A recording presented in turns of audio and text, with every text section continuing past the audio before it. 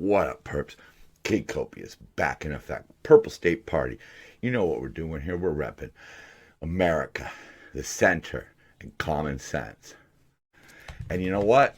This special confetti gun, this is for episode 156.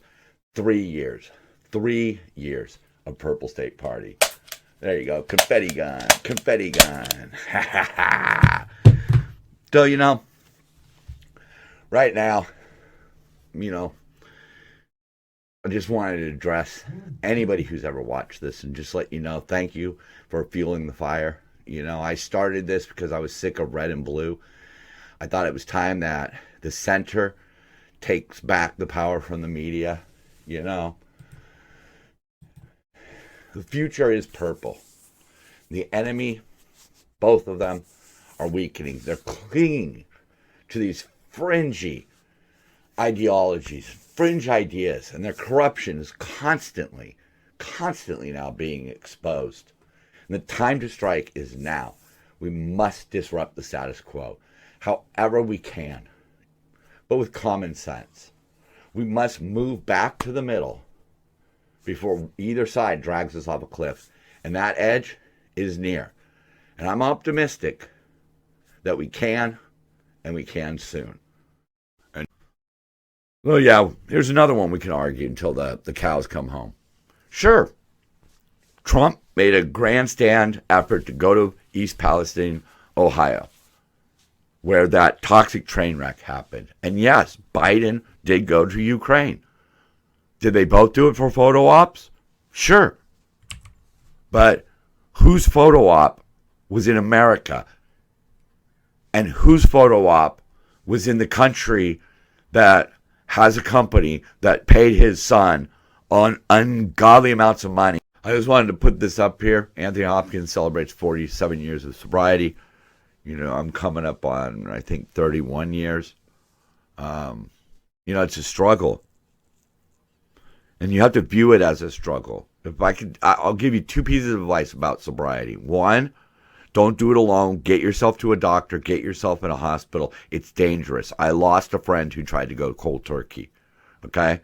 If you are an alcoholic and you start to suffer the DTs, just drink something and get yourself to a hospital.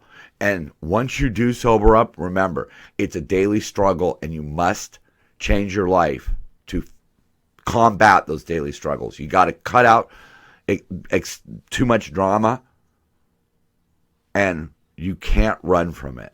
Don't hide from it. When you find yourself comfortable, just be around it. Don't fear it.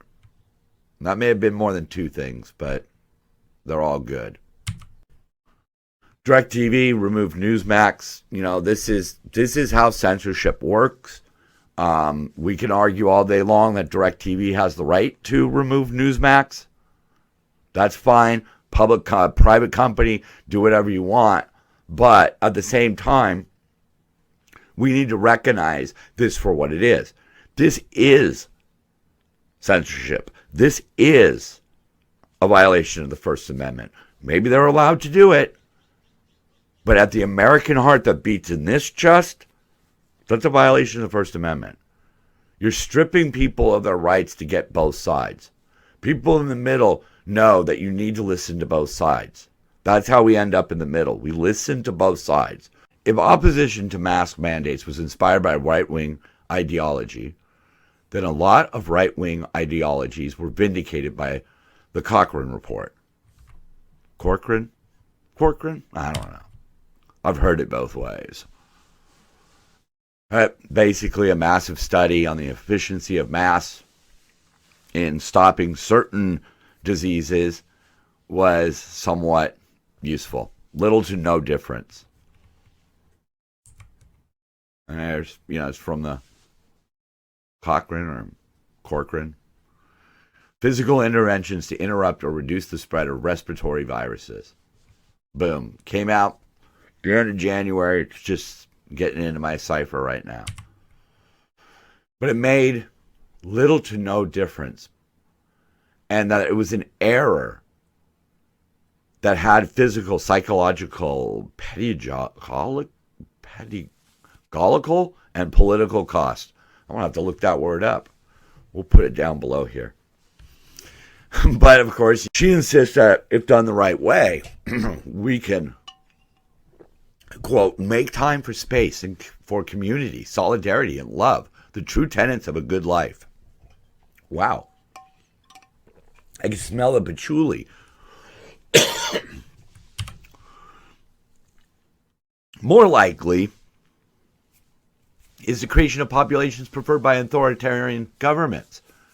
Citizens that are immobile, isolated, undernourished, uncomfortable, ignorant, and scared. There simply must be a better way. If Greta wins, everyone else loses. Think about that. Food shortages, lack of transportation, lack of communication. What they're asking for literally puts us back to the Stone Age. Will the planet be better off if we went back to the Stone Age? Maybe, but we won't be. Common sense may actually be losing. Sure, we'll look at two things that we tend to glorify as victories. Schools are teaching ideologies. Their dark sides are being revealed and shut down. Rogue teachers, cover-ups, and a lack of discipline and safety have started to reduce enrollment in some schools. It seems like the left way of teaching is not working.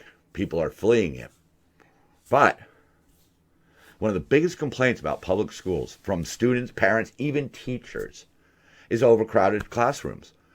So as we expose the stupidity that goes on, we're also helping them to thin the herd.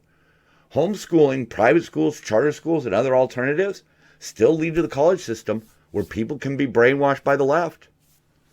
The other thing we celebrate is some of the population shifts. Even in the center, we celebrate it. We're like, oh, hey, these people are leaving California because California is being run by a bunch of dipshits with a bunch of dipshit ideas. And we celebrate it like a victory. But is it? If liberals leave due to the cost, they just spread across the country like a virus. If it's conservatives bailing, such as in California, then we in the middle and the people on the right lose even more power, making that state even more blue. But either way, it's good for Gavin's political future, and Gavin is not good for anyone. This is one of the reasons why 3 years ago I started doing this, because I live in California and I see what the Democrat plan leads to. But I also see certain things on the left that I don't. I'm Kid Copious. I just did 3 straight years, once a week. Never missed one. So I get another confetti gun. Confetti gun. I'm Purple State Party. And so are you. Peace, y'all. Thanks for all the views. Love ya. Dance it out.